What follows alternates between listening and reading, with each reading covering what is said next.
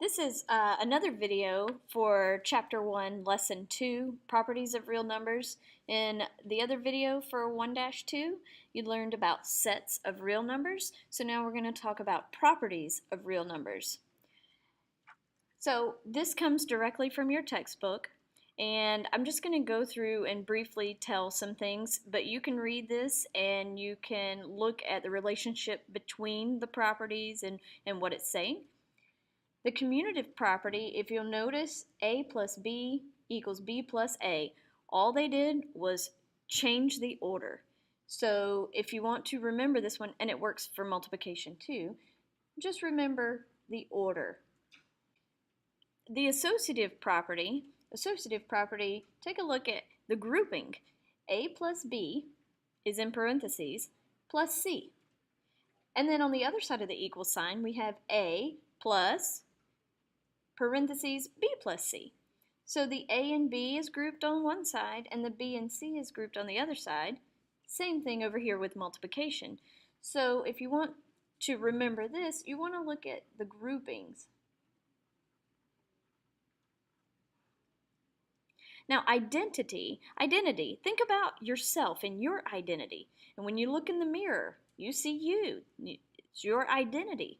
So treat the 0 as like a mirror. The a plus 0 gives us a. So in addition, 0 helps us with finding our identity. We can add 0 to any number and get that same value. On the multiplication side, the identity is always 1 because 1 times whatever number you're starting with will give you that same exact number. Inverse. Inverse means I need to create the value that was being used for our identity. So in the case of addition, I need to know what can I add to something to get it back to 0. So if I had a value a, I need to add the negative a or its opposite. It's always going to be its opposite. So if I have 3, I need negative 3. If I have negative 25, I need positive 25, or I need to just add 25 to get back to 0. For multiplication, it's called the multiplicative inverse. We want to do the reciprocal.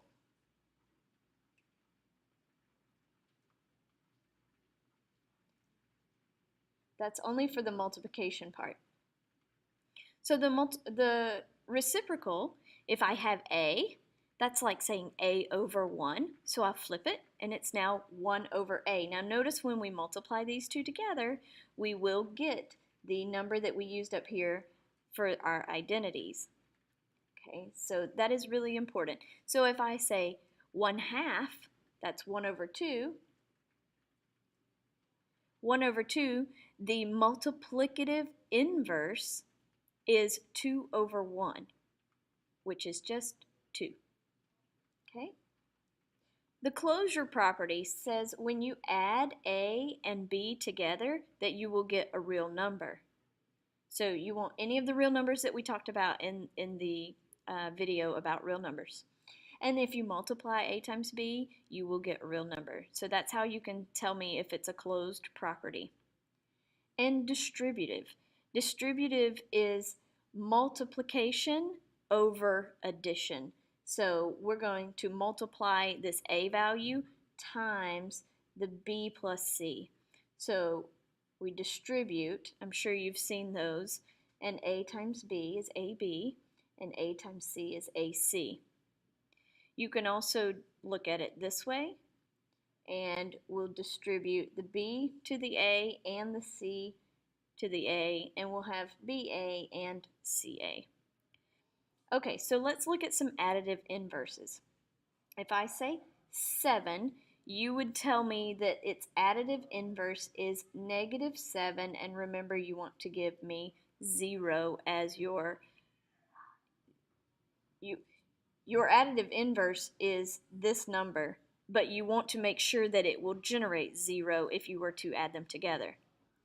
Multiplicative inverse, remember, is the reciprocal. So if I say 3 over 4, 3/4, the multiplicative inverse is 4 over 3, and remember when we multiply this, we should generate 1. All right. Also in this lesson, you'll have to simplify expressions. It's really important that you know the difference between simplify and evaluate. In lesson 1-1, we talked about evaluating expressions. Evaluating, we were looking for a value, a number. If it says simplify, it just wants you to do as much work as you can to condense the problem down. Okay? And you'll use properties to do that. So, here, again, we don't have an equal sign. That's what makes it an expression. It's not an equation, so we're not trying to solve. We're just going to simplify. So looking across here, I see that I can use the distributive property for the 4 and the 2. And so I'll distribute the 4 in, and I'll have 12a minus 4b. And then I'll distribute the 2 in, and I'll have plus 2b plus 6a. Now at this point, I can use the commutative property to change the order of things. Be really careful when you're changing the order. In this case, this 4b is not positive. It is a negative 4b, so wherever I move the 4b, I have to take the negative with it. So I'm going to pull the 6a up to be with the 12a because they are like terms. And then I'll leave the 4b, negative 4b, and the 2b together.